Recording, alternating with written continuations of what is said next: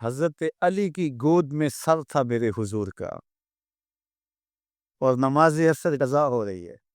اب حضور کو بیدار کرتے ہیں تو حضور کی نیند میں خلل آتا ہے، اور اگر نہیں بیدار کرتے تو نماز عصر جاتی ہے۔ اللہ اکبر! لیکن فیصلہ کیا ہوا؟ نماز عصر چھوڑوں گا، نماز عشق چھوڑوں تو کیوں چھوڑو؟ سزا دنیا پر اس کو یہ ملتی ہے، اس کی دعائیں قبول نہیں ہوتی، اور 5ویں سزا اس کے لیے یہ ہے کہ اس کے لیے جو نیک لوگ دعا کرتے ہیں ان دعاؤں کا حصہ اسے نہیں ملتا۔ مومن نیک سحری وقت اٹھ کے دعا مانگتے اللہ پوری امت پر کرم کر لے، تو یہ بھی امت میں شامل ہے۔ دعا اللہ والے کی تو قبول ہوئی، لیکن اس کا حصہ نیک لوگوں کی دعاؤں سے نکال دیا ہے۔ یہ دنیا پر اس کو سزائیں، اور جب وہ مرنے لگتا ہے نزا کے وقت 3 اس کو سزائیں ملتی، ایک تو بھوکا مرتا ہے، دوسرا پیاسا مرتا ہے، تیسرا ذلیل ہو کے مرتا ہے، اور قبر کے اندر اس کو 3 سزائیں۔ حضرت امام ابن حجر کہتے ہیں ایک تو اس کی قبر تنگ کر دی جائے، حتیٰ کہ ادھر والی پسلیاں ادھر اور ادھر والی پسلیاں ادھر۔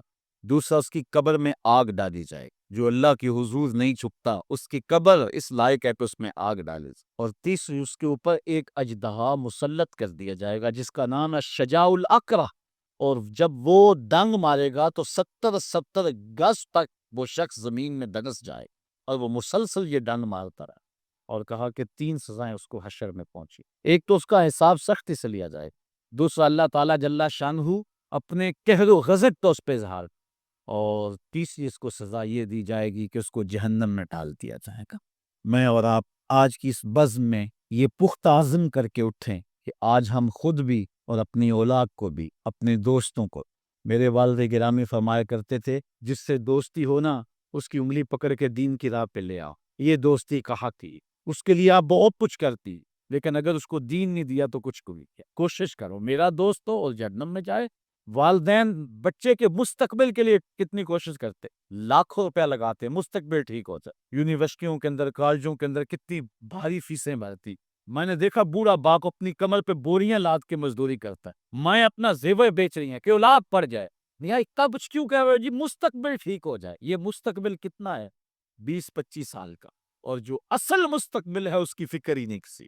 اصل مستقبل تو وہ ہو، اللہ اکبر، کسی کا انٹرویو ہوتا ہے، لوگ کہتے ہیں جناب دعا کرو کہ اس انٹرویو میں وہ کامیابی سے گزر جائے۔ میں کہتا ہوں جب قبر میں اترتا ہے پھر کسی نے آ کر کبھی نہیں کہا کہ دعا کرو مشکل گھڑی آ گئی ہے، خیریت سے گزر جائے۔ اصل امتحان تو یہ ہے، اگر اس امتحان سے گزر گیا کو کامیابی اور بابرکتی۔ یہ تھوڑا سا مستقبل دنیا کا، اس کے لیے ہم کتنے پیسے لگا دیتے ہیں۔ سب کچھ اولاد کو آتا ہے، ہر شے فر پڑھتے اور بولتے ہیں، دعائے قنوت بھی نہیں آتی ہوتی۔ تو ہم اپنی اولاد کے لیے دین کا تحفہ اس کو کبھی نہ چھوڑیں۔ اچھا، بعض والدین کی ایک سستی ہے، وہ آتے جناب تعویذ کر دو، ہماری اولاد نماز نہیں پڑھتی، اور کہتے جی ہماری تو چلو گزر گئی، ہم تو نہیں پڑھتے، یہ تو پڑھیں۔ میں کہتا ہوں یہ کیوں پڑھیں جب تم نہیں پڑھتے؟ تم مجھ سے تعویذ لینے آگے ہو، جو تعویذ اللہ کے رسول نے تمہیں دیا تھا کہ 7 سال کے ہوں تو پکڑ کے انگلی مسجد کا راستہ دکھاؤ، 10 سال کے ہو جائیں تو مار کے بڑھاؤ، ان کے سینے میں اللہ کا خوف داخل کرو، ان کو قرآن کی تلاوت سکھاؤ۔ علموا اولادکم ثلاث خصال، اپنی اولاد کو 3 چیزیں سکھاؤ۔ حب نبیکم، ایک اپنے نبی کا پیار سکھاؤ، وحب اہل بیت ہی، رسول اللہ کے اہل بیت کا پیار سکھاؤ، وتلاوت القرآن، اور قرآن کا پڑھنا سکھاؤ۔ چھین لو سیڑھیاں ان کے ہاتھوں سے گانے والی، چھین لو ان کے ہاتھوں سے ناول، ان کے ہاتھ میں قرآن دے دے۔ کتنے خوش نصیب دن تھے، گلیوں سے گزرتے تھے، گھروں سے قرآن کے پڑھنے کی آواز آتی تھی۔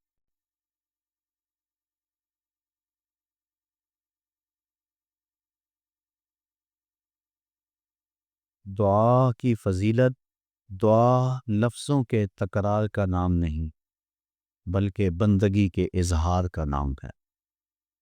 جو بات بندہ کسی سے نہیں کہہ سکتا وہ بات اپنے رب سے کہتا ہے۔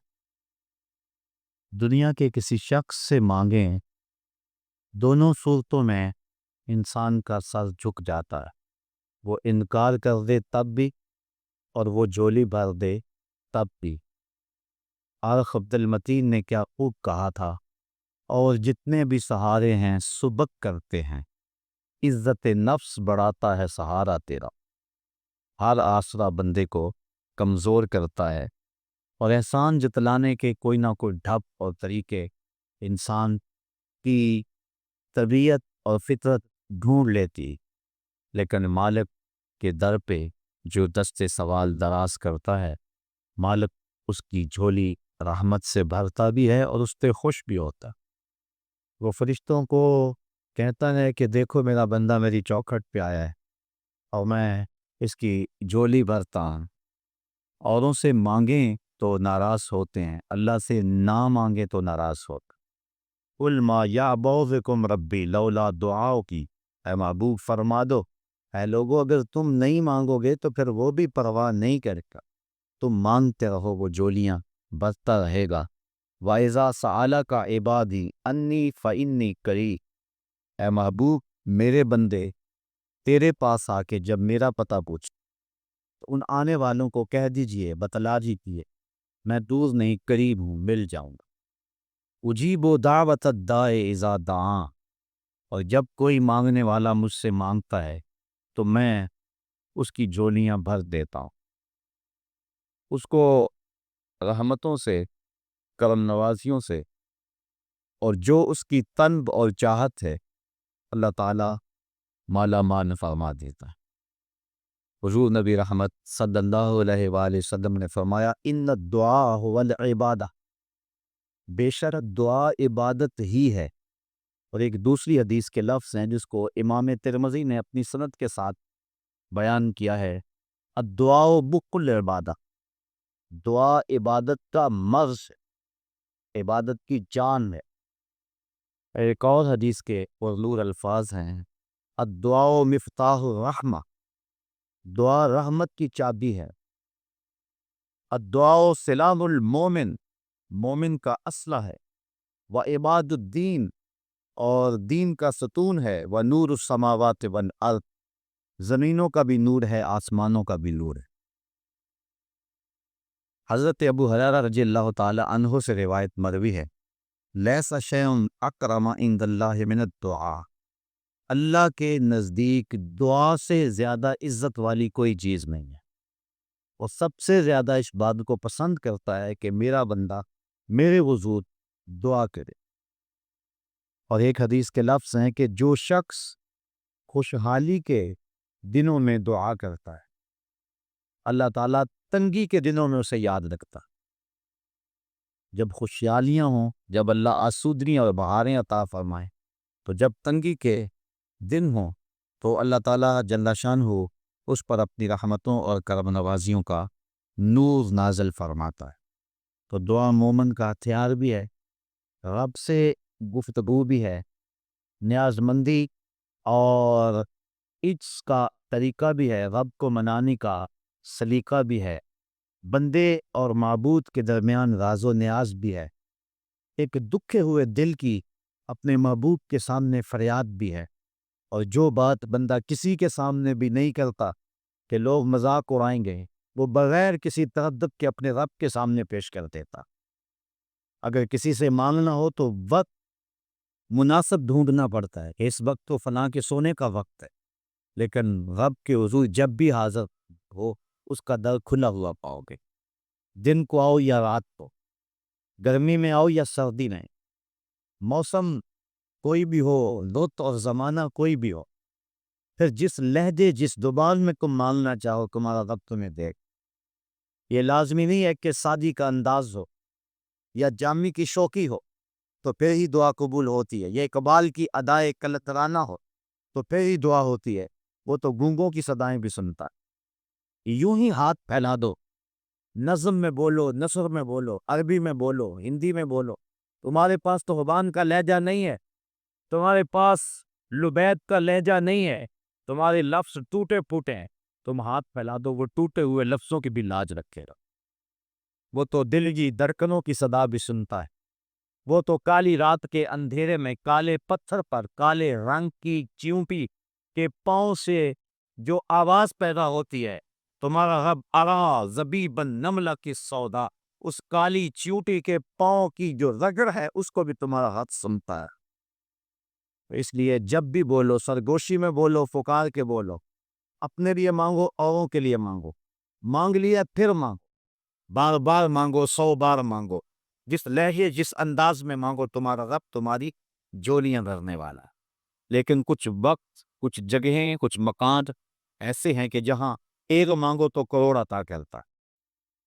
کچھ اوقات شریفہ ہیں، کچھ مقامات شریفہ ہیں، یعنی کچھ جگہیں ایسی میدان عرفات میں مانگو، کعبۃ اللہ کے سامنے مانگو، ملتزم پہ مانگو، اور جہاں اللہ کی رحمتوں کے اترنے کا یقین و اذعان ہے وہاں مانگو، کسی نیک بندے کے پاس بیٹھ کر کے مانگو. تو جہاں مواقع اچھے ہیں وہاں مانگو تو عطا کرتا ہے. پھر کچھ دن اور کچھ لمحے ایسے ہوتے ہیں جن لمحوں میں دعا قبول ہوتی. یوم عرفہ کو مانگو. ہفتے کے اندر جو دن ہے 7 ان میں جمعے کے دن مانگو. مہینوں میں رمضان کے ماہ نور میں مانگو. اسی طرح ساعتوں اور گھڑیوں کو لے تو پچھلی رات کے درمیانی حصے میں مانگو. فرض نمازوں کے بعد مانگو تو وہ تمہارا رب تمہاری دعاؤں کو مستجاب فرمائے.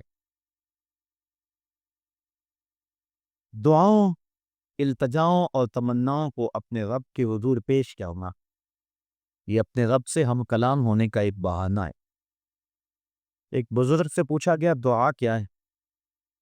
کہا ایک گناہ کیا تھا 20 سال ہو گئے توبہ کرتے ہوئے. ایک گناہ کیا تھا 20 سال توبہ کرتے گزر گیا. روز اٹھ کے مانتا، روز اٹھ کے توبہ کرتا ہوں، روز اٹھ کے اس کے گھر پہ حاضر ہوتا ہوں. تو ایک گناہ کیا تھا اور 20 سال سے مانگ رہا ہوں، 20 سال سے توبہ کر رہا ہوں. اس کی چوکھٹ پہ آنے کا ایک بہانہ ہے. تو اس سے مانگتے رہو، اس کی حضور حاضری دیتے رہو، اس کی چوکھٹ پہ اپنا دامن پسارتے رہو، اپنی جولی پھیلاتے رہو. کچھ اوقات ایسے ہیں جن اوقات میں دعا بہت جلد قبول ہوتی ہے. جب لشکر آمنے سامنے کھڑے ہو جائیں، کفر اور اسلام کی لڑائی اور ساری صفیں باز لیں، حدیث میں آتا اس وقت آسمان کے دروازے کھل جاتی اور جو دعا مانگو اللہ اس وقت پوری فرماتا.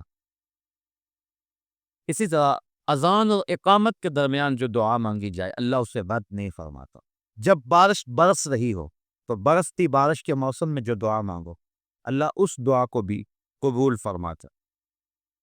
اور سجدے میں جو دعا مانگی جائے اس دعا کو بھی رد نہیں کیا جاتا، اللہ اس دعا کو بھی قبول فرماتا ہے. دعا مانگنے کا ادب یہ ہے کہ قبلہ کی طرف منہ کر کے کھڑے ہو جا یا بیٹھ جا اور اپنے دونوں ہاتھ یا اپنے سینے کے برابر اور یا اپنے کنوں کے برابر پھیلا لیں. سیدھے ہاتھوں سے مانگو، الٹے ہاتھوں سے نہ مانگو. حضور علیہ السلام جب ہاتھ پھیلاتے تھے صحابہ فرماتے ہیں حضور کی بغلوں کی سفیدی نظر آنے لگے تھے.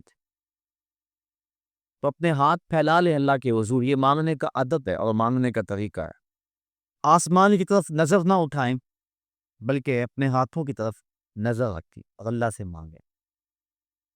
دعا مانگنے کا ایک ادب یہ ہے کہ دعا میں سجا نہ ہو، یعنی تکلف کر کے جوڑ اور ردیف اور قافیہ ملانے کی کوشش نہ کریں.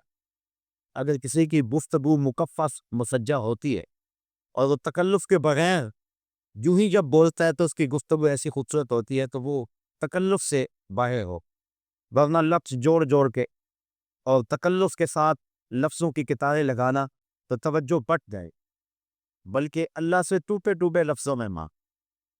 وہاں اپنی عبارت نہ دکھاؤ، وہاں لفظوں کے جادو نہ جگاؤ، وہاں ٹوٹے پھوٹے لفظوں سے مانگو. اللہ کا اکبر. اور دعا مانگنے کا ایک ادب یہ ہے تضرع اور خشوع کے ساتھ مانگو، زاری کے ساتھ مانگو. ادعوا ربکم تضرعا وخفیہ، اپنے رب کو خفیہ انداز میں اور زاری کرتے ہوئے پکار، کیونکہ آنکھوں سے بہتے ہوئے آنسوؤں کی وہ لاج رکھتا ہے اور گناہگار کی آنکھ کا پانی اللہ کے غصے کی آگ کو ٹھنڈا کر دے. ایک بزرگ تھے اور وہ بہت دریا دل تھے، ان کے پاس جو بھی آتا اس کو عطا کرتے. نوبت ایسی بھی آئی کہ انہوں نے قرضے اٹھا اٹھا کے لوگوں کو مالا مال کیا. وقت آ کر آنا تھا، تقاضا کرنے والے آ پہنچے. اب انہیں یہ فکر تھی کہ میں اپنے مہمانوں کی خدمت کیا کروں، کیونکہ جو اللہ والے ہوتے ہیں انہیں اس چیز کا لحاظ اور خیال ہوتا ہے. حضرت غوث اعظم شیخ عبد القادر جیلانی علیہ رحمہ فرماتے ہیں آدھی فقیر بھوکوں کو کھانا کھلانا اور ننگوں کو کپڑے پہنانا. حضرت بابا بلے شاہ فرماتے ہیں اٹ کھڑکے دکڑ غجے تتا ہوئے چلہ آن فقیر کھا کھا جاون راضی ہوئے بلہ. یہ فقیر کا مزاج ہوتا ہے، وہ کھلا کے خوش ہوتا ہے. اس کا گھر بھی لٹ جائے اس کو اس کی پرواہ نہیں ہوتی، وہ غنی ہوتا ہے. اور غنا کا تعلق دل سے. شیخ سعدی فرماتے ہیں سخاوت بدل است نہ بمات، بزرگی بعقل است نہ بسا. بزرگی عقل سے ہوتی ہے، سالوں سے نہیں ہوتی. اور جو غنا ہے وہ دل سے ہوتی ہے، مال سے نہیں ہوتی. انہیں یہ فکر لاحق تھی کہ یہ میرے مہمان آئے بیٹھے ہیں، ان کی خدمت کریں گی. ایک بچہ حلوہ بیچتا تھالی میں رکھ کے گزرا اور آواز لگائی. بابا جی نے کہا کہ یہ میرے مہمانوں کو کھلا دو، میں تمہیں پیسے دے دیتا ہوں. اس نے شکر کیا کہ میں نے شام تک بیچنا تھا، ایک لمحے میں میرا کام بن گیا، سارا مہمانوں کو کھلا دیا. کہا بابا جی پیسے کہاں؟ بیٹھ. بچہ بیٹھ گیا. 2 4 10 لمحے گزرے. اس نے پھر کہا بابا جی پیسے. کہا ان سب نے پیسے لینے ہیں، جب انہیں دوں گا تمہیں بھی دے دوں گا. بچے نے جب یہ سنا تو اٹھ کے رونا شروع کر دیا. اس نے کہا کہ بابا جی میری ماں میرے انتظار میں بیٹھ رہی اور میں یتیم بچہ ہوں، میرے گھر کا چولہا صرف اسی پہ جلتا ہے اور تم میرے پیسے روک کے بیٹھ گئے. اور بچے نے زاروں کتاب رونا شروع کر دیا. بچہ رویا، اللہ کی رحمت کو جوش آیا. اور کوئی شخص اشرفیوں کی تھیلی لے کر بابا جی کی خدمت میں نظر پیش کرنے آیا. انہوں نے جتنا بھی تقاضے کرنے آئے تھے سب کا قرض چکا دیا، بچے کا بھی قرض چکا دیا. جو قرض ہوا تو انہوں نے کہا بابا جی ہم اتنی دیر کے بیٹھے اور کوئی نذرانہ نہیں آیا تھا اور یہ ابھی آیا ہے اور کام بن گیا. ہمارے تمہارے اندر اتنی دیر سے کوئی رونے والا نہیں تھا، ایک رونے والا آیا تو باقیوں کا بھی کام کر گیا. تو جب دعا مانگے پتتہو اور زاری کے ساتھ دعا. اللہ گناہگار کی آنکھ سے بہے ہوئے آنسوؤں کی لاج رکھتا ہے. وہ دیکھتا ہے کہ میرا بندہ کس انداز سے مجھے پکار رہا. جب بھی دعا مانگے قبولیت کا یقین کر کے دعا مانگے کہ میری دعا بہر صورت قبول ہو. اس یقین اور اس تیقن کے ساتھ دعا مانگے تو دعا قبول ہی ہوتی ہے. ہاں قبولیت کی صورتیں مختلف ہیں. کبھی ایسا ہوتا ہے کہ جو مانگا جب مانگا اس وقت مل گیا، اور کبھی ایسا ہوتا ہے جو مانگا ملا وہی لیکن اس وقت نہ ملا، کچھ عرصے کے بعد ملا. اور کبھی ایسا ہوتا ہے کہ جو مانگا وہ نہ ملا، اس کے بدلے کچھ مل گیا. اور کبھی ایسا ہوتا ہے جو مانگا وہ بھی نہ ملا، اس کے بدلے بھی کچھ نہ ملا. کوئی آنے والی مصیبت کا رخ موڑ دیا گیا، دعا رائے گا نہیں گئی. اور کبھی ایسا ہوا جو مانگا نہ وہ ملا، نہ اس کے بدلے میں ملا، نہ کسی مصیبت کا رخ موڑا گیا، بلکہ اس دعا کو ذخیرہ بنا لیا گیا اور اس کا صلہ اللہ کل قیامت کے دن عطا فرمائے. اور اس دن جب دعاؤں کا ذخیرہ جو موجود ہوگا، جب ملے گا بندے کو تو آرزو کرے گا کاش کہ میری کوئی دعا بھی قبول نہ ہوئی ہوتی، آج اس کا صلہ مجھ کو مل جاتا. تو دعا قبول بہر صورت ہوتی ہے، لیکن اس کی قبولیت کی صورتیں ہیں. اللہ تعالیٰ حکیم ہے، وہ جانتا ہے اس کو کب دینا ہے، کیا دینا ہے. اس کی مانگ اور ڈیمانڈ اور چاہت پہ نہیں، بلکہ اللہ اپنی حکمت بالغہ کے تحت جانتا. باپ گھر آیا، فروٹ کی ٹوکری لے آیا، بچوں کے لیے لے کر کے آیا، لیکن ایک دم نہیں دے دیتا. اسے پتہ ہے کب کس وقت دے رہا ہے. وہ اپنی بیوی کے سپرد کرتا ہے اور وہ بچوں کی ضرورت کے تحت اور جو ان کا ٹائم ٹیبل ہے اس کے مطابق دیتی ہو. لایا سب کچھ بچوں کے لیے. اللہ فرماتا ہے والذی خلق لکم ما فی الارض جميعا، مجھے تو کسی چیز کی ضرورت نہیں، میں سب کچھ تمہارے لیے پیدا کیا. یہ پھلوں سے لدے ہوئے درخت، یہ کوسے کرا کی رنگینیاں، یہ اگے ہوئے سبزے، یہ بہتی ہوئی نہریں، یہ کائنات کا نظم، زمانے کی بو کلمونیاں، رنگوں اور خوبصورتیوں جہاں اور دنیا، زمین کی کوکھ میں دبے ہوئے خزانے، پہاڑوں کے دامن میں چھپے ہوئے ذخیرے، یہ میں نے سب کچھ تمہارے لیے رکھا ہو. لیکن یہ مجھے پتہ ہے ظاہر کب کرنا. ہمارے پاکستان میں کیا کچھ موجود نہیں ہے، لیکن ابھی ظاہر کر دیا جائے نہ جانے کیا قیامت آتا ہے. اللہ کو پتہ کب میں نے دینا ہے اس کو. اس لیے اللہ تعالیٰ کی حکمت بالغہ کے تحت جب وہ چاہے عطا کرتا ہے، لیکن ہے سب کچھ انسان کے لیے. پوری کائنات کا ایک ایک ذرہ انسان کے لیے، یہ سورج اس کو روشنی دینے کے لیے، یہ چاند اس کو چاندنی دینے کے لیے، اس کے پلوں میں رس بھرنے کے لیے، صاف سمندر اس کے پانیوں کے لیے۔ انسان ذرا سوچے تو صحیح، اس رب نے اس کو کیا کچھ عطا کیا۔ زمین کتنا کتنا سونا اگل رہی ہے، اور کیا کیا کھیتیاں۔ یہ جانور صبح سے لے کر شام تک ایک ہی چارہ کھاتے، اور 6 ماہ تک ایک ہی چارے پہ چلتے رہتے۔ لیکن انسان اگر 2 مرتبہ ایک کھانا مل جائے تو اکتاہٹ کا شکار ہو جاتا۔ سواد کریائے جام تغیر بھی ضروری ہے۔ کوئی رت ہو اگر عمر بھر اچھی نہیں لگتی۔ یہ صبح کچھ اور کھاتا ہے، شام کو کچھ اور کھاتا ہے۔ اقسام انواع کی سبزیاں ہیں، لحمیات ہیں، شحمیات ہیں۔ اس کے لیے جو ہے وہ طرح طرح کے پینے کی چیزیں، کہیں اس کے لیے سبزی، کہیں اس کے لیے پانی، کہیں اس کے لیے چھپے کے اندر مکھیاں شہد جمع کرتے، کہاں کہاں سے پھل چوستی ہیں، رس چوستی، اور اس حضرت انسان کے لیے جمع کر رہی۔ سب کچھ انسان کے لیے، لے کر اللہ تعالیٰ اپنی حکمت بالغہ کے تحت جو چاہے، جب چاہے، جس کو چاہے، جتنا چاہے عطا سو۔ اس لیے دعا بہر صورت قبول ہوتی ہے، اس لیے دعا کثرت کے ساتھ کرنی چاہیے، الہا اور تکرار کے ساتھ دعا کرو۔ ایک بات کو 3 مرتبہ کہ کم از کم حضور کا یہ طریقہ تھا، جب بھی اللہ سے مانگتے تو 3 مرتبہ سوال کر۔ اس کو بھی ایک مثال سے سمجھانا چاہوں گا کہ جب بار بار کسی چیز کو مانگے تو رویہ کچھ اور ہوتا۔ بیٹا گیا سکول، تڑپتی گرمی، جلستا موسم، لمبی مسافت، واپس پلٹا تو باپ سے آ کے کہا کہ مجھے بائی سائیکل لے دو۔ جانتا ہے کہ میرا باپ کنگال ہے، لیکن اس کے باوجود کہتا ہے کہ مجھے بائی سائیکل لے دیں، کیونکہ میں اپنے ساتھیوں کے تانے، موسم کی شدت، حالات کی گرمی برداشت نہیں کر سکتا۔ باپ کہتا بیٹا اپنے باپ کی حیثیت دیکھو کہ کیا سوال کیا ہے۔ اگلا دن ہوا، بیٹے نے پھر وہی سوال کر دیا۔ باپ آج تھوڑا سا تلف ہو گیا، کہنے لگا کل بھی کہا تھا، اگر میرے پاس استطاعت ہوتی تو کسی باپ کا جی نہیں چاہتا، بار بار وہی بات کہہ رہے ہو۔ بیٹا چپ ہو گیا۔ تیسرے دن پھر آ کے باپ کو کہا تو باپ آج زیادہ تلف، کہنے لگا کسی کا ڈال لو تو ڈاتا مارو، کسی کی دیوار پلاؤ، کیا بات کر رہے ہو۔ تو بیٹے نے کہا ابا جی آپ تلخ ہو رہے ہیں، آپ گرم ہو رہے ہیں، لیکن مجھے بتاؤ میں بھی آپ کے علاوہ کس سے مانگوں۔ تو یہ جملہ جب باپ سنتا ہے تو اس کا دل پسیج جاتا ہے، پھر اس کا لہجہ، اس کی گرمی، اس کی شدت، اس کی حرارت، اس کی تلخی ختم ہو جاتی ہے۔ پھر اس کا ذہن منصوبے تراشنے لگ جاتا ہے، میں کیا بیچی، میں کیا کروں، شہر میں آ کر پڑھنے والوں بھول گئے ہو کس کی ماں تیور بیچا ہے۔ پھر کیا کیا جتن کرتی ہیں مائیں، کسی کے گھر کے برتن مانجنے پڑے تو اس سے بھی گریز نہیں کرتے، کیا کچھ نہیں ہوتا۔ تو ایک چیز ایک بار مانگی، رد عمل اور تھا، دوسری مرتبہ مانگا، رد عمل اور، تیسری مرتبہ مانگا، رنگ ہی بدل گیا۔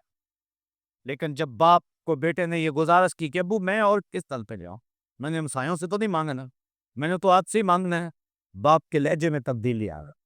مسجد نبوی کا ایک کونا ہے، ایک شخص نے ہاتھ اٹھائے اور دعا کیا مانگ رہا ہے، اللہم انی اسألک بانک انت اللہ لا الہ الا انت۔ اے اللہ میں تجھ سے اس لیے مانگتا ہوں کہ تو میرا اللہ جو ہے، تیرے علاوہ تو کوئی ہے ہی نہیں کہ جس سے مانگو۔ حضور میں فرمایا ایک صحابی کو، وہ جو کونے میں بیٹھا ہے اس کو جا کے بشارت دے دو تمہاری دعا قبول ہوتی ہے۔ تو جب یہ تھب اختیار کر لیا جائے، حضرت مولا کائنات حضرت علی المرتضیٰ رضی اللہ تعالی عنہ کا ایک جملہ سنی، اور کتنا خوبصورت جملہ، اور مانگنے کا کیسا کرینہ۔ کہتے ہیں اللہ اغفر لی لمن لا یملک الا الدعاء۔ اے اللہ تجھ سے وہ مانگ رہا ہے جس کے پلے دعا کے علاوہ کچھ ہے ہی، میرا کوئی اثاثہ نہیں ہے، میرا کوئی سرمایہ نہیں ہے، میرا سہارا صرف دعا ہے۔ اے اللہ اس شخص کو بخش دے جس کا آسرا اور جس کا سہارا صرف دعا ہے۔ اب بتائیے اس انداز سے مانگا جائے تو رحمت کے درغانی ہوں گے، اللہ تعالیٰ اپنی کرم نوازیوں سے مالا مال نہیں کر دے گا؟ وہ تو اتنا کریم ہے۔ حدیث سنیے، ان ربکم حی کریم یستحیی من عبدہ اذا رفع یدیہ ان یردہما صفرا۔ تمہارا رب حیا کرنے والا، کرم کرنے والا ہے۔ جب بندے اس کے سامنے ہاتھ پھیلا کے دعا کرتے ہیں، اللہ فرماتا ہے مجھے شرم آتی ہے ان کے اٹھے ہوئے ہاتھوں کو خالی کیسے موڑ دوں۔ جب انہوں نے مجھ سے ہی مانگا ہے، میں نے بھی نہ دیا تو کون دے گا؟ تو جب کوئی یہ دعا کرتا ہے کہ مالک تو میرا رب ہے، اللہ اکبر، اللہم انت ربی وانا عبدک، اے میرے مالک تو میرا رب اور میں تیرا بندہ، جب یہ کوئی انداز اختیار کر دیتا ہے تو پھر اللہ تعالیٰ اس کی جولیاں بھر دیتا ہے۔ وہ تو اتنا کریم ہے، اس کو پکار کے تو دیکھ، بت کے آگے ہاتھ جوڑ کے زلیخا کہتی ہے یا سنم، یا سنم، او میرے بت مجھے یوسف ملا دے۔ رو رو کے بوڑھی ہو گئی، بالوں میں چاندی اتر گئی اور آنکھوں کی روشنی ختم ہو گئی، چہرے پہ چوڑیاں پڑ گئی، جمال وسط ہو گیا، حسن جاتا رہا، آواز بیٹھ گئی، بڑھاپے کے آثار ظاہر ہو گئے۔ روز صبح اٹھتی ہے شام تک، شام کو صبح تک بت کے آگے ہاتھ جوڑ کے کہتے یا سنمی، یا سنمی، یا سنمی، اے میرے بت، اے میرے بت میرا یوسف ملا دے مجھ کو۔ لیکن وہ پتھر کا بنا ہوا مادو اور بت کیا اس کو جواب دیتا۔ ایک دن پتلی راز کا پہر تھا، بت کے آگے ہاتھ جوڑے کھڑی ہے، یا سانمی کا وظیفہ پڑھ رہی ہے۔ نیند کا جھٹکا آیا، زبان بل کھا گئی، کہا یا سمدی، یا سمدی، اے بے نیاز، اے بے نیاز۔ کہا جبریل جلدی دا، جبریل جلدی پہنچ، یوسف کے گورے کا رخ موڑ دے، ملا دے اسے پچھڑی ہوئی کو یوسف ملا دے۔ عرض کی مالک یہ تجھے تو نہیں پکار ہے، یہ تو بت کو پکار ہے۔ ہاتھ اس کے سامنے جوڑے ہوئے ہیں۔ فرمایا جبریل اتنا عرصہ ہو گیا بت کو پکارتے ہیں، بت نے سے یوسف نہیں ملائے، اور آج جیسے بھی ہے اس نے میرا نام تو لیا ہے، اگر آج بھی یوسف نہ ملا پھر صنم اور صمد میں فرق کیا رہا؟ اس لیے یوسف کے گھوڑے کا رخ موڑ دے اور اس کو ملا دے یوسف۔ اس سے مانگ کر کے تو دیکھو، وہ اتنا کریم ہے، وہ کہتا ہے مجھ سے مانگو، مجھ سے مانگو، الہا و تکرار کے ساتھ مانگو، زاری کر کے مانگو، قبولیت کے یقین سے مانگو، تضرع اور خشوع سے مانگو، تکلف نہ کرو، تم لفظ جوڑنے کی کوشش نہ کرو، وہ تمہارے دلوں کی دھڑکنوں کو جاگتا ہے۔ اداکاری کرنے کی کوشش نہ کرو، وہ تمہارے دل کی دھڑکن اور تمہارے اندر کی کیفیت کو جانتا ہے۔ زاری کرو اور اپنے عجز کو پیش کرو، ما سوا اللہ سے منقطع ہو جاؤ، کسی غیر کی طرف نظر جو اٹھا کر کے نہ دیکھو، کہا مالک تو ہی ہے، بس تیرے علاوہ کوئی چارہ نہیں ہے۔ پھر دیکھنا رحمت کے دروازے کیسے کھلتے ہیں، کیسے کرم نوازیاں ہوتی ہیں۔ دعا کا ادب یہ ہے کہ آغاز اس کا الحمدللہ سے کیا جائے، اللہ کی حمد سے، اور پھر حضور پر درود پڑھا جائے۔ پھر اس کے بعد جب بھی دعا مانگے سب سے پہلے اپنے لیے مانگو، اپنی ذات سے آغاز کر، پھر اوروں کے لیے مانگ۔ اوروں کے لیے جو دعا مانگی جاتی ہے وہ بہت جلد قبول ہوتی ہے۔ فرمایا پاک منہوں سے دعا مانگو۔ عرض کی حضور پاک منہ کیسے ہوں گے؟ فرمایا ایک دوسرے کے حق میں پاک، ایک دوسرے کے حق میں مانگو، اللہ قبول فرمائے۔ دعا کا باطنی ادب یہ ہے کہ خلوص کے ساتھ دعا مانگی جائے اور سچی توبہ کر کے دعا مانگی جائے۔ جب توبہ سچی ہو تو پھر دعا کی قبولیت میں دیر نہیں لگتی۔ امام غزالی نے لکھا ہے کہ بنی اسرائیل میں بارش بو ہی نہیں رہی، حضرت موسیٰ علیہ السلام اپنی قوم کو لے کر کے 3 دن تک میدان میں جاتے رہے، اللہ سے دعا مانگتے رہے۔ تیسرے دن حکم ہوا کہ جو قوم تم لے کر کے آتے اس میں ایک چغل قور ہے، جب تک وہ نکلے گا نہیں باہر یا توبہ نہیں کرے گا بارش نہیں ہو۔ عرض کی مالک مجھے بتا کہ وہ چغل خور کون ہے تاکہ میں اسے نکال دوں۔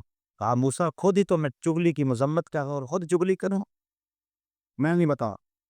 تو حضرت موسیٰ علیہ السلام نے کہا بھی یہاں ایک شخص کی وجہ سے بارش رکی ہوئی ہے، وہ نکل جائے۔ اس نے دل ہی دل میں سوچا اگر میں نکلا تو سوا ہو جم اتنے لوگوں سے، دل ہی دل میں توبہ کی، مالک میری وجہ سے اتنے لوگ پریشان ہیں، میں سچی توبہ کا ہوں۔ ادھر توبہ ہوئی، ادھر چھم چھم بارش برسنے لگی۔ تو جب توبہ سچی ہو تو پھر دعا قبول ہوتی۔ دعا کی قبولیت کی ایک شرط یہ ہے کہ رزق پاک ہے، اگر رزق پاک نہ ہو تو دعا قبول نہیں ہوتی۔ اور جو نیک لوگ دعا کرتے ہیں عامت المسلمین کے لیے، اس دعا سے بھی اس شخص کا حصہ نکال دیا جا رہا۔ حضور نے ایک شخص کا تذکرہ کیا کہ جو طویل سفر کر کے کعبۃ اللہ کے سامنے کھڑا یمتو یدیہ، ہاتھ لمبے لمبے کر کے دعا مانگتا، وَمَطْعَمُهُ حَرَامٌ وَمَلْبَسُهُ حَرَامٌ وَمَشْرَبُهُ حَرَامٌ وَغُذِيَ بِالْحَرَامِ اللہ یُسْتَجَابُ لِذَلِکَ، اور وہ فرمایا اس نے جو کھایا ہے وہ حرام کا ہے، جو پیا ہے یہ حرام کا ہے، جو غذا کی گئی وہ حرام کی، جو لباس پہنا ہوا اس کا تانا بانا حرام کا ہے۔ فرمایا مجھے بتاؤ اس کی دعا کیسے قبول ہو؟ تو جب رزق پاک ہوگا تو پھر دعا قبول ہو، اور جب رزق پاک نہیں ہوگا تو پھر دعاؤں کی قبولیت رک جایا کرتی ہے۔ تو یہ دعا کے ظاہری اور باطنی آداب ہیں جن کی رعایت کر کے ہم دعا مانگیں تو اللہ تعالیٰ جل شانہ اپنی کرم نوازیوں کا نور ہم سب کے اوپر نازل فرمائے گا۔ دعا اپنے رب سے سرگوشی کرنے کو کہتے ہیں۔ دعا رحمتوں کا ایک خزانہ ہے، اور بندہ جب الہا و زاری کے ساتھ اپنے رب کو پکارتا ہے تو پھر اس کو دور نہیں پاتا۔ جو آیت کریمہ میں نے آپ کے سامنے تلاوت کی اس میں اسی مضمون کو بیان کیا گیا، وَإِذَا سَأَلَكَ عِبَادِي أَنِّي فَإِنِّي قَرِيبٌ، اے حبیب میرے بندے جب تیرے پاس آ کے میرا پوچھتے ہیں ان آنے والوں کو بتا دے کہ میں دور نہیں قریب ہی ہوں۔ اور پھر فرمایا کہ جب کوئی دعا مانگنے والا دعا مانگتا ہے تو میں اس کی دعا کو قبول کرتا۔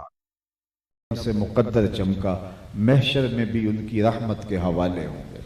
میں اور آپ اپنی زندگی کے روز و شب کو آقا کریم علیہ السلام کے بتائے ہوئے طریق کے مطابق بسر کرنے گزارنے کا عزم کریں۔ حضور نے جس طرح اپنے روز و شب گزارے ہیں، اپنی زندگی بسر کی ہے، آج اسوہ رسول کے پاکیزہ عنوان کے ساتھ جو ہم جمع ہوئے ہیں تو پھر ہمیں یہ سیکھنا ہوگا، اور آغاز اپنی ذات سے کرنا ہوگا، اپنے گھر سے کرنا ہوگا، اور پھر اس کے بعد پورے معاشرے کو حضور علیہ السلام کی سیرت سکھانی ہوگی۔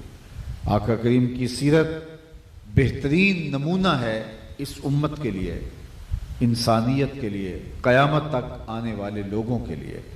اگر ہم اپنے آپ کو ان کے طریقے کے مطابق ڈھال لیں، ان کے بتائے ہوئے اسلوب حیات کے مطابق اپنی زندگی بسر کر لیں، تو کوئی وجہ نہیں ہے کہ ہم دنیا کے اوپر کامیاب اور سرخرو قوم بن کے نہ ابھر سکیں۔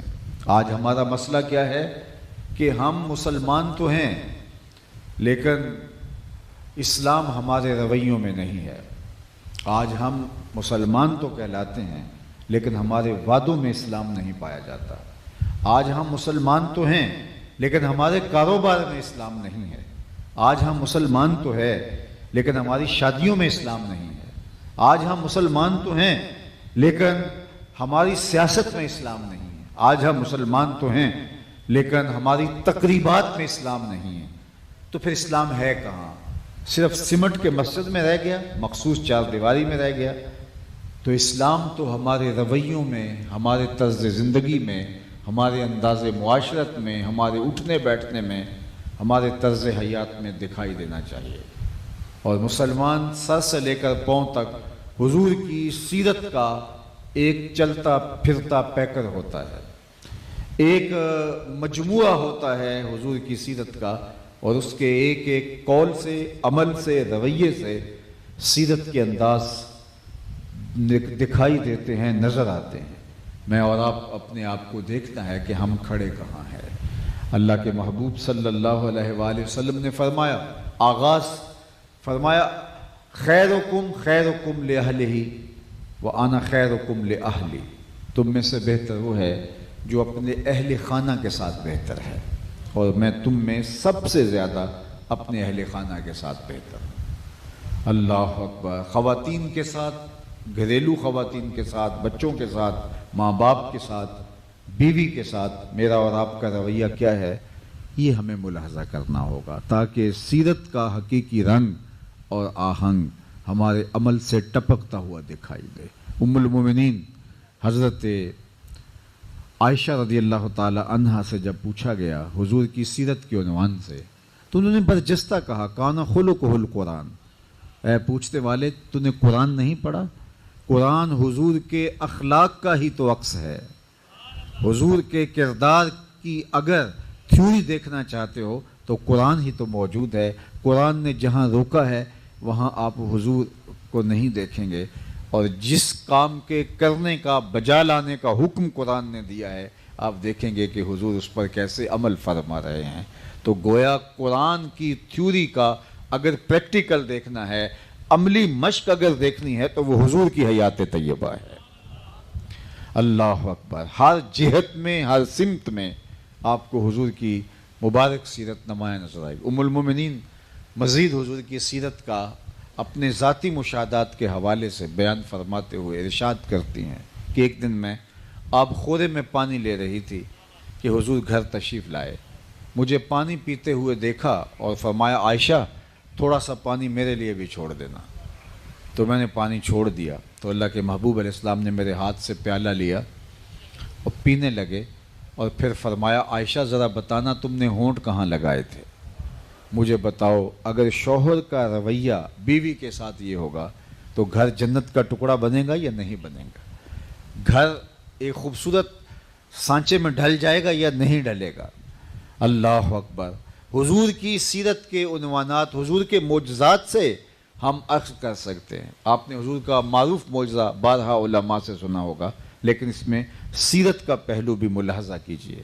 حضرت ابو ہریرہ رضی اللہ تعالی عنہ فرماتے ہیں کہ میں اللہ کے محبوب صلی اللہ علیہ وآلہ وسلم سے صفہ کے چبوترے پر علم حاصل کرتا تھا. یہ مسجد نبوی میں ایک جگہ بنا دی گئی تھی جہاں صحابہ حضور کے منتظر رہتے تھے. بلا تعین اوقات اللہ کے محبوب تشریف لاتے، جب حضور کے جی میں آتا، جب حضور کے پاس فرصت ہوتی اور یہ منتظر بیٹھے ہوتے تو اللہ کے محبوب ان کو کچھ ارشاد فرماتے. یہ ان فرامین عالیہ کو اپنی روحوں میں جذب کر لیتے، اپنے من میں اتار لیتے. اللہ اکبر. تو یہ صفہ کے جو لوگ تھے یہ کبھی حضور کے گھر میں کھانا آ جاتا، کبھی کوئی صحابی ان کو کھانا بھیج دیتا، کبھی یہ جنگل سے لکڑیاں کاٹ کے لاتے اور بازار میں بیچتے اور اپنے پیٹ کی ضرورت کو پورا کرتے، کبھی فاقے کاٹتے. حضرت ابو ہریرہ فرماتے ہیں ایک بار ایسا ہوا کہ کھانے کے لیے کچھ نہیں تھا. 1 2 3 نہیں، کئی دن گزر گئے اور میری حالت غیر ہو گئی، انتڑیوں میں بل پڑنے لگے. اب حالت مخمصہ میں جب جان جانے کا اندیشہ ہو تو اس وقت سوال کرنا جائز ہے، لیکن میں نے پھر بھی حضور کی تعلیمات تھی، سوال سے منع کیا گیا تھا، تو میرے میں یہ ہمت نہیں تھی کہ کسی سے سوال کروں کہ میں کتنے دنوں سے بھوک سے ہوں تو میری ضرورت کو پورا کیا جائے. سوال کرنے کی بجائے میں مسجد نبوی کی ایسے جگہ پہ، ایسی گزرگاہ پہ بیٹھ گیا جہاں لوگ آ کے مسجد میں داخل ہوتے تھے. میرا خیال یہ تھا کہ کوئی شخص آئے گا اور میرے چہرے کو دیکھے گا اور میرے چہرے سے میرے اندر کی حالت کو محسوس کر لے گا اور میری ضرورت کی طرف متوجہ ہوگا. لیکن جو آتا سلام لیتا اور آگے بڑھ جاتا. ہستی پلکوں کے نیچے غم بھی پلتے ہیں مگر کون دیکھتا ہے اتنی گہرائی میں. کہا کہ لوگ جلدی میں تھے اور آتے اور آگے بڑھتے گئے. میں نے کہا لوگوں سے بات کرنی چاہیے. حضرت عمر رضی اللہ تعالیٰ عنہ آئے، میں نے ان سے کوئی مسئلہ شرعیہ پوچھا، انہوں نے بیان کیا اور چلے گئے.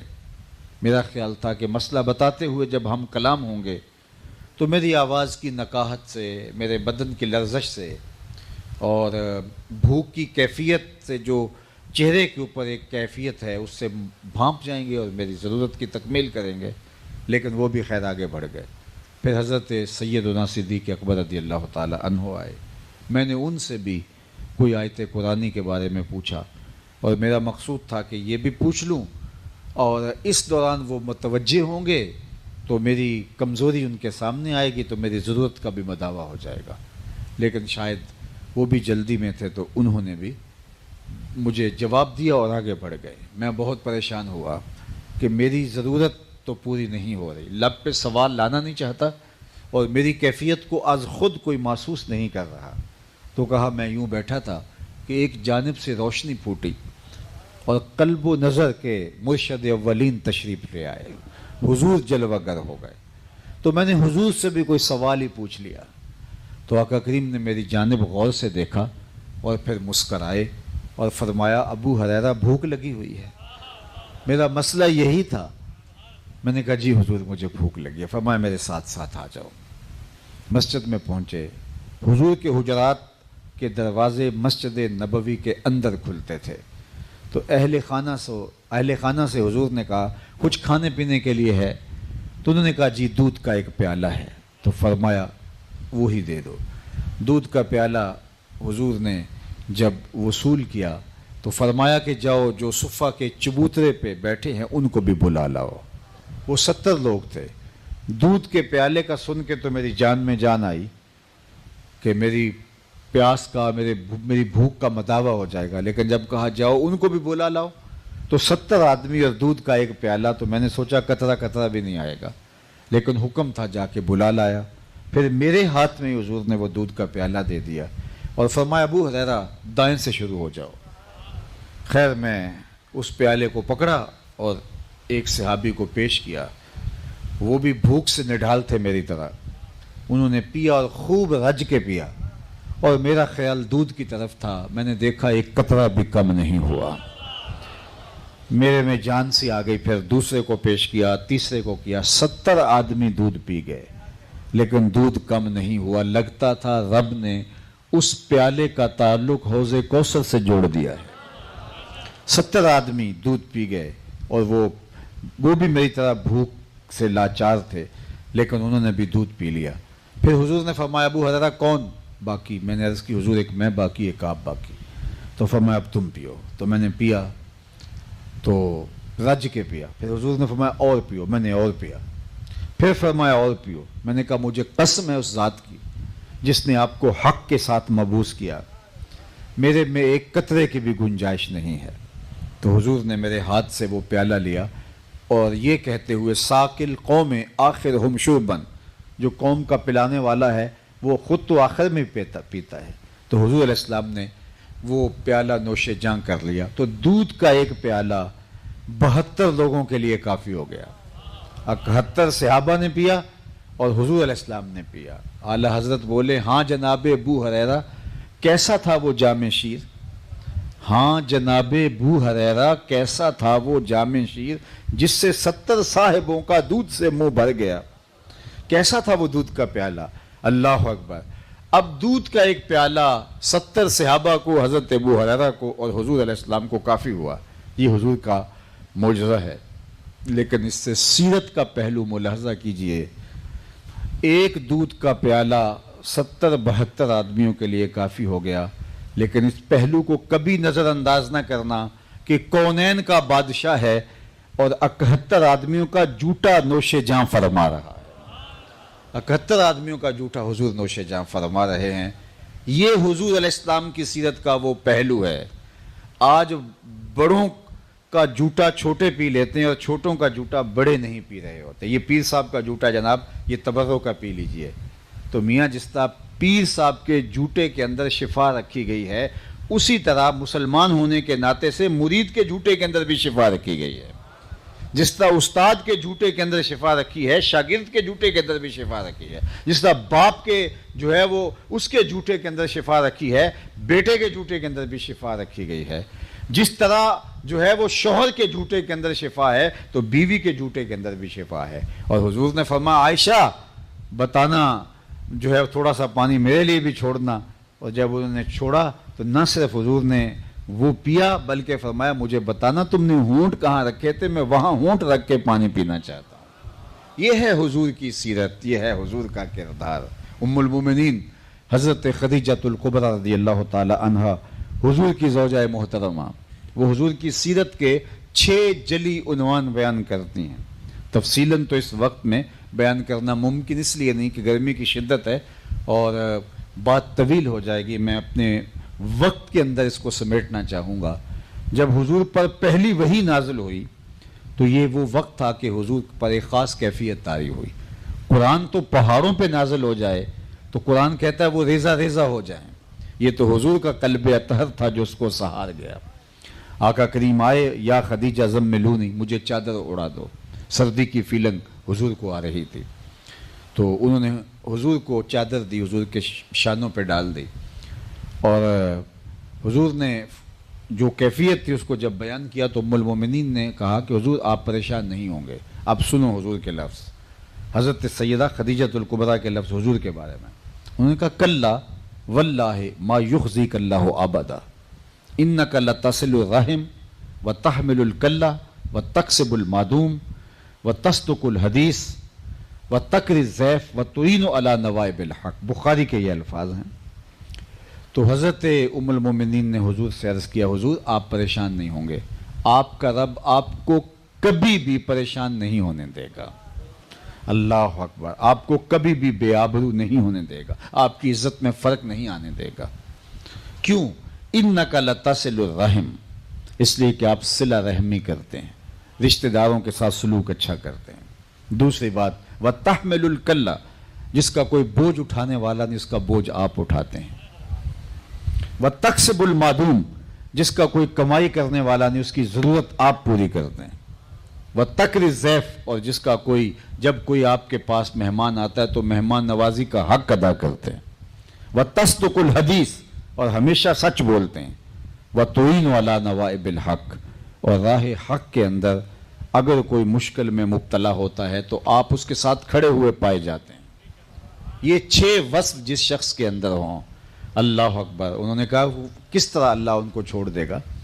अल्लाह अकबर, किस तरह? कल्ला वल्लाहि ला युखज़ीक अल्लाहु अबदा, कभी ऐसा नहीं होगा। अब पहला वस्फ हुजूर का जो उम्मुल मोमिनीन ने बयान किया वो क्या था? इन्नका लतसिलुर रहम, आप सिला रहमी करते हैं। सीरत का आगाज़ यहाँ से होता है। मैं और आप अपनी ज़िंदगी में जब अपनी ज़ात से बाहर निकलना शुरू होते हैं तो सबसे पहले रिश्तेदार आते हैं, हमसाए आते हैं। हमारा उनके साथ रवैया क्या है? अल्लाह अकबर। सुनिए, फरमाया इन्नका लतसिलुर रहम, आप उनके साथ हुस्न सलूक करते हैं, सिला रहमी करते हैं।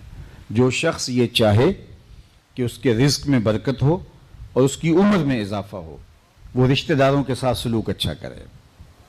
आपका जवाब ये होगा, जनाब हम तो अच्छा सलूक करना चाहते हैं, रिश्तेदार ही अच्छा सलूक नहीं करते, उन्होंने ही अजियत पहुंचा रखी है, उन्होंने ही तकलीफ दे रखी है, हर वक्त नाक में दम कर रखा है। हम तो अच्छा सलूक करना चाहते हैं, रिश्तेदार अच्छा सलूक नहीं करते। मियाँ वो अगर अच्छा सलूक करेंगे और आप उसके बदले में अच्छा सलूक करेंगे फिर क्या कमाल हुआ? अच्छाई का बदला अच्छाई दिया आपने। कमाल तो यह है कि वो बुरा सलूक करें, तुम फिर भी अच्छा सलूक करो, इसलिए कि तुम्हारे पेश नज़र रसूलुल्लाह सल्लल्लाहु अलैहि वसल्लम की सीरत है, हुजूर का उसवा अनवर है, हुजूर की हयात तैयबा है। तो जो ये चाहे कि उसके रिज़्क़ में बरकत हो और उम्र में बरकत हो, वो रिश्तेदारों के साथ अच्छा सलूक करे। अल्लाह अकबर। उनके तलख रवैयों के बावजूद, उनके खुरदरे अल्फाज के बावजूद, और हर वक्त ताक में रहते हैं रिश्तेदार के किसी तरह इसको ज़रर पहुँचे, नुकसान पहुँचाएं, इसको उल्टा के रख दें।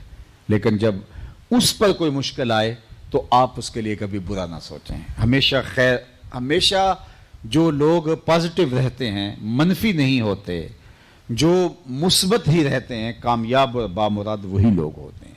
जो मनफी शख्स होते हैं उस मनफियत के असरात उनके अपने वजूद के ऊपर मुरतब होते हैं, और जो लोग मुस्बत होते हैं तो उसके अच्छे असरात उनके अपने ऊपर मुरतब होते हैं। आप अच्छा सोचना शुरू कर दें, उससे आपकी अपनी ज़ात को फ़ायदा होगा। हत्ता कि आपका कोई दुश्मन भी है, आपको ज़रर पहुँचाने के लिए लगा हुआ है, आप उसके बारे में भी अच्छा सोचें।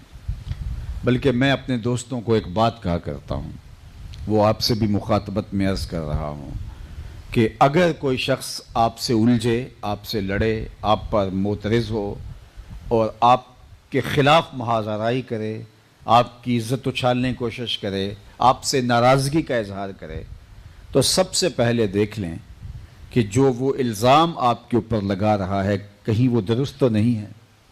आपसे वाकई को गलती तो नहीं होगी कि उसको इतना गुस्सा आ रहा है कि नौबत यहाँ तक आ पहुँची कि वो आपके ख़िलाफ़ खड़ा हो गया है। सबसे पहले ये देखें कि अपने आप को देखें कि जो वो आपके बारे में कह रहा है, वो जो इल्ज़ाम लगा रहा है, वो जो आपके बारे में कह रहा है, क्या ऐसा ही तो नहीं है? अगर ऐसा है तो फिर उसके शुक्रगुजार हों कि उसने आपको बताया। चलो उसके बताने का लहजा खुरदरा सही, नामुनासिब सही, लेकिन आपको पता चल गया तो आप अपनी सलाह करें, उस पे नाराज़ होने के बजाय। लेकिन अगर आपको ये लगता है कि नहीं ऐसा नहीं है, उसको गलत फहमी हुई है, तो फिर आप اس کی غلط فہمی کو دور کرنے کی کوشش کریں کہ بھائی ایسا نہیں ہے جو تم کہہ رہے ہو، حقیقت یہ ہے۔ تیسری صورت یہ ہے کہ آپ کو لگتا ہے کہ غلط فہمی نہیں ہے، اس کے اندر ضد ہے، میری دشمنی ہے، انا ہے، تو اگر ایسا ہے کہ نہ غلط فہمی ہے اور نہ وہ چیز آپ کے اندر موجود ہے، وہ جھوٹ بول رہا ہے اور وہ جانتے بوجھتے ہوئے جھوٹ بول رہا ہے، اس کے اندر آپ کی مخالفت آ گئی ہے، تو آپ پھر بھی اس سے درگزر کریں، بلکہ اس کو معاف کر دیں۔ جب آپ معاف کریں گے آپ پر سکون ہو جائیں گے، اور بعض کا ہمت نہیں پڑتی معاف کرنے کی، تو اس ہمت کا ملکہ پیدا کریں اپنے اندر۔ بلکہ میں اپنے دوستوں کو یہ کہتا ہوں کہ ایسا شخص جس نے آپ کو اذیت دی، تکلیف پہنچائی، آپ اس کا تصور کر کے کہیں جا تجھے معاف کیا، جا تجھے معاف کیا، جا تجھے معاف کیا، بار بار کریں گے، آپ محسوس کریں گے کہ فائدہ اس کا آپ کو ہو رہا ہے۔ اور اگر آپ سزا بھی دینا چاہتے ہیں اس کو، تو اس سے بڑی سزا کیا ہو سکتی ہے کہ آپ اس کو نظر انداز کر رہے ہیں؟ یعنی جو آپ کو گالیاں دے رہا ہے، جو آپ کو برا بھلا کہہ رہا ہے، آپ اس کو نظر انداز کر رہے ہیں، اس سے بڑی سزا اور کیا ہو سکتی ہے؟ اس سے بڑی جو ہے وہ اس کی تذلیل اور کیا ہو سکتی ہے؟ تو آپ اگر واقعہ ہی اس جرم کا شکار ہیں تو انصاف یہ ہے کہ سب سے پہلے اپنے آپ کو صاف کر لیں۔ اس نے بتا دیا، نشاندہی کر دی۔ اللہ اکبر۔ تو فرمایا جو یہ چاہے، اور یہ عمومی طور پہ رشتہ داریوں کے اندر کبھی غلط فہمیاں ہوتی ہیں، کبھی ایسا ہوتا ہے کہ وہ درست کہہ رہے ہوتے ہیں، اور کبھی ایسا ہوتا ہے کہ بس رشتہ داری ہے، ضد آ جاتی ہے، حسد پیدا ہو جاتا ہے۔ ظاہر رشتہ داریوں میں ہی حسد ہوگا، کہتے ہیں جی فلاں تو حسد نہیں کرتا، میں اتنا دور دوست میرے ساتھ یہ پیار کرتا ہے، یہ رشتہ دار ہو کے حسد کرتا ہے۔ میاں حسد قریبی لوگ کرتے ہیں، دور کے حسد نہیں کرتے، حسد قریبی لوگ کرتے ہیں۔ حضرت یوسف علیہ السلام کو کنویں میں حقیقی بھائیوں نے ڈالا تھا نا، بھائیوں نے کنویں کے اندر ڈال دیا تھا، تو اس لیے جو حسد کرنے والے ہوتے ہیں وہ قریبی ہوتے ہیں، دور نہیں ہوتے، ان کو معاف کریں۔ حضرت یوسف سے سیکھ لیں۔ جب وہ وقت آیا، حضرت یوسف عزیز مصر تھے، تخت پہ براجمان تھے، اور یہ سوالی بن کے کھڑے تھے کہ ہمیں کچھ گندم دے دیجئے، ہمارے اوپر رحم کیجئے، ہمارے وہاں وہ فاقہ ہے، قحط زدہ علاقہ ہے۔ تو حضرت یوسف علیہ السلام نے ان سے مخاطبت کرتے ہوئے فرمایا کہ حل علمتم ما فعلتم بیوسف واخیہ، کیا تمہیں معلوم ہے کہ تمہارا ایک بھائی یوسف بھی ہوتا تھا اور اس کا ایک بھائی تھا بن یامین، اور تم نے اس کے ساتھ کیا سلوک کیا؟ تو وہ ایک دم سوچنے لگے کہ یوسف، اس کو کیسے پتا عزیز مصر کو؟ مصر کے بادشاہ کو کیا معلوم کہ ہمارا ایک چھوٹا بھائی ہوتا تھا؟ وہ تو جو ہے وہ پرانی کہانی ہے، 40 برس بیت گئے تھے اس بات کو، وہ تو تاریخ کنویں میں ڈال دیا اور بھولی بسری داستان بن گئی۔ یوسف دنیا پہ ہے بھی یا نہیں بھی ہے، یہ ہمارے بھائیوں کے درمیان راز تھا، تو اس کو کیسے پتا کہ یہ کہہ رہا ہے تمہارا ایک بھائی یوسف بھی ہوتا تھا؟ تو ایک دم وہ بچپنے کا یوسف، اس کے نقوش اور اس کی منمونی صورت تصور میں آنے لگی، اور عزیز مصر کو دیکھا تو شکل کی کچھ مشابہت پڑنے لگی۔ اب اگر عزیز مصر کو یوسف مان لیں تو بدن لرزہ بر اندام ہے، لیکن جو کہانی 40 سال پرانی ہے تو اب یہ بات بھی نہیں، تو لڑکھڑا سے رہے ہیں اور کہا اِنَّكَ لَأَنْتَ یوسف، لفظ ہی بتا رہے ہیں، اِنَّكَ لَأَنْتَ، آپ ہی یوسف ہے؟ قَالَ أَنَا یوسف، ہاں میں یوسف ہوں، وَهَذَا أَخِي، اور یہ میرا بھائی ہے۔ اب جو حال ان کا ہوا بھائیوں کا، وہ ان کے بدن تھر تھر کانپنے لگے کہ جس کو کنویں میں ڈالا تھا آج شہنشاہ ہے مصر کا، اور ہم سوالی بن کے کھڑے، اب ہمارے ساتھ کیا ہوگا؟ انہیں لگتا تھا گردنیں اتریں گی، لیکن جناب یوسف نے ان کو انتظار کی سولی پہ بھی نہیں لٹکایا کہ کوئی فیصلہ کرنے سے قبل کچھ وقت انتظار کروایا جاتا ہے۔ وہ سوچ سوچ کے ایسے مشکل حالات کے اندر تو جو ہے وہ انسان ہارٹ اٹیک کا بھی شکار ہو جاتا ہے، لیکن فرمایا لا تثریب علیکم اليوم، آج تمہارے اوپر کوئی مواخذہ نہیں ہوگا، جو ہوا سو ہوا، میں تمہیں معاف کرتا ہوں۔ اللہ اکبر۔ مجھے بتاؤ کسی کے رشتہ دار نے اس کے ساتھ بڑا ہی برا سلوک کیا ہو، اس نے کنویں میں تو نہیں پھینکا ہوگا؟ اور پھر میرے اور آپ کے آقا و مولا کے ساتھ جو مکہ کے کفار نے سلوک کیا، قریش نے سلوک کیا، اپنے رشتہ داروں نے سلوک کیا، گڑے کھودے، کانٹے پھینکے راہوں میں، گلے میں کپڑے ڈال کر تاؤ دیے، اللہ اکبر، اپنے گھر کے کوڑے حضور کے گھر کے باہر پھینک جاتے، اذیتیں پہنچائیں، تکلیفیں دیں، हुजूर के ग़ुलामों को शहीद किया। आज हुजूर फातेह बन के आए तो ये थर थर कांप रहे थे, इन्हें लगता था गर्दनें उतरेंगे। तो आका करीम ने फरमाया बताओ मैं तुम्हारे साथ क्या सलूक करूं। तो उन्होंने कहा आप करीम बाप के करीम बेटे हैं, हमें आपसे खैर की तवक्को है। उन्हें लगता था कि चलो इससे इतना हो जाए, हमें शहर बदर कर दिया जाए लेकिन हमारी जान की खुलासी हो जाए। लेकिन उनकी फटी हुई आंखें और खुले हुए कान ये बात सुन करके पहले तो यकीन नहीं कर रहे थे कि क्या ये हो सकता है। तो फरमाया जो हज़रत यूसुफ ने अपने भाइयों को कहा था आज मैं तुम्हें वही कहता हूँ, इज़हाबू अंतुम तुलाका, जाओ तुम सब आज़ाद हो, आज के बाद कोई तुमसे गिरफ्त नहीं होगी। अल्लाह अकबर, ये किरदार था जिन्होंने बुरा सलूक किया। तो आप अपने रिश्तेदारों के साथ अच्छा सलूक हुजूर से सीखें, जिन्होंने अज़ियतें पहुँचाई उनके साथ सलूक हुजूर की सीरत से सीखें, हज़रत यूसुफ अलैहिस्सलाम की सीरत से सीखें। तो फरमाया इन्नका लतसिलुर रहम, सबसे पहला कि आप सिला रहमी करते हैं। दूसरी बात व तहमिलुल कल्ला, जिसका कोई बोझ नहीं उठाता आप उसका बोझ उठाते हैं। ये हुजूर की सीरत है। मैं और आप देखें कि हम अपने रिश्तेदारों का, कमज़ोरों का, गरीबों का, लाचारों का, अरामिला का, मसाकीन का, यतमा का, बेवगान का और कमज़ोर लोगों का बोझ अपने कंधों पे उठाते हैं। अगर उठाते हैं तो फिर हुजूर की सुन्नत की राह पे हैं। लेकिन अगर हम कहते हैं जो गरीब है उसको मैंने गरीब तो नहीं किया, तो उसके घर में चूल्हा जलता या नहीं जलता हमें कभी खबर ही नहीं ली, कभी पूछा भी नहीं है। गरीब की बेटियां जवान होके बुढ़ापे की तरफ अब बढ़ रही हैं, हमने कभी पूछा भी नहीं। उस बेवा से जाके पूछें कि खाला जान क्या मसला है, रिश्ता क्यों नहीं आ रहा, मैं तुम्हारे साथ खड़ा हूं, मैं तुम्हारा भाई लगता हूं। मोहल्ले में एक गली के अंदर अगर 10 घर हैं तो 10 घरों के अंदर 1 या 2 घर गरीब होंगे, बाकी तो मुतवसत हैं, एक आध अमीर है। तो क्या ये 8-9 लोग मिल करके उस 1-2 घर को संभाल नहीं सकते? ये इंसानों का मुआशरा है, वहशियों का मुआशरा तो नहीं, जानवरों का मुआशरा तो नहीं है। लेकिन उसे कोई पूछने नहीं जाता।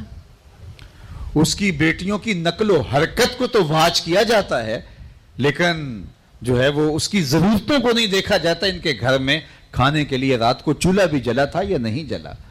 हमारे दीन ने तो हमें कुछ और सिखाया था और हम कुछ और कर रहे हैं। हम जासूसियां वो कर रहे हैं जो हमें मना कर दिया गया, वला तजस्ससू। लेकिन जो लोगों के हालात से बाखबर है कि उनकी ज़रूरत को पूरा करने के लिए हमें कहा गया, उस तरफ हमारी तवज्जो ही नहीं हुई। हमें तो ये बताया गया था अगर हम साया भूखा सो जाए तो 40 दिन नमाज कबूल नहीं होती, और हमने कभी परवाह ही नहीं कि हम सजदे पे सजदा कर रहे हैं, उम्रे पे उम्रा करते चले जा रहे हैं, और हमसायगी के अंदर बेवा की यतीम बच्चियां बुढ़ापे की तरफ बढ़ रही हैं और कोई रिश्ता लेने के लिए तैयार नहीं है। वह तहमिलुल कल्ला, जिसका कोई बोझ उठाने वाला नहीं, हुजूर उसका आप बोझ उठाने वाले, ये हुजूर की सीरत है। तीसरा मरहला बयान फरमाया वह तक्सिबुल मादूम, जिसका कोई कमाई करने वाला नहीं, उसकी ज़रूरत को आप पूरा करते हैं, उसकी ज़रूरत आप पूरी करते हैं, उसको उसकी देखभाल आपके ज़िम्मा करम पे है। अल्लाह अकबर। हुजूर तजारती काफिलों के साथ भी गए, तजारत भी फरमाई, अपनी ज़रूरत के लिए नहीं, लोगों की ज़रूरत के लिए। जब हज़रत खदीजतुल कुबरा से हुजूर अलैहिस्सलाम का निकाह हुआ तो अमूमी तौर होता है हक मैर मर्द देता है, वो तो एक मामला है ही है, और औरत जो है वो मज़ीद का मुतालबा करती है। लेकिन क्या हज़रत खदीजतुल कुबरा थी, उन्होंने अपना सारा माल हुजूर के कदमों में रख दिया, ढेर सोने और चांदी के और दिरहम और दीनार के, कहा ये मेरे नहीं ये आपके हैं। फिर हुजूर ने वो सारा माल गरीबों में, मिस्कीनों में, लाचारों में और यतीमों में बांट दिया, लोगों की ज़रूरतों को पूरा किया। कारोबार इसलिए नहीं कि मैं अमीर हो जाऊं, कारोबार को बढ़ाने का शौक इसलिए होना चाहिए कि मुआशरे के वो लोग जो किसी वजह से कमा नहीं सकते, मैं उनकी ज़रूरत को पूरा कर सकूं। बच्चे ज़्यादा हैं, कसीरुल अयाल है, ज़राए आमदनी थोड़ी है, एक मजदूर किस तरह इतना बड़ा, पंजाबी में कहते हैं टब्बर पाल सकता है। तो एक अमीर आदमी सोचे कि मैं कारोबार को बढ़ा लूँ ताकि मेरे कारोबार से जो ज़्यादा जो है वो माल आए तो मैं इनकी ज़रूरत को भी पर्दे से पूरा करूँ। व तक्सिबुल मादूम, ये करके देखो आपकी रूह को सुकून मिलेगा, फिर अमीर को नींद की गोलियां खा के नहीं सोना पड़ेगा, बल्कि अल्लाह ताला उसको चैन की और करार की नींद अता फरमा देगा। तीसरा फरमाया, चौथा फरमाया वह तकरी ज़ैफ, और आप ऊंचे दर्जे के मेहमान नवाज हैं। مہمان اپنی قسمت کا کھانا آپ کے دسترخوان پہ آ کے کھاتا ہے. اللہ اکبر. برکتیں لے کے آتا ہے, رحمتیں چھوڑ کے جاتا ہے. برکتیں چھوڑ کے رخصت ہوتا ہے, رحمتیں چھوڑ کے رخصت ہوتا ہے. اور اپنی قسمت کا, قسمت اللہ نے اس کی لکھی ہے, لیکن اپنی قسمت کا مقسوم آپ کے دسترخوان سے اٹھاتا ہے.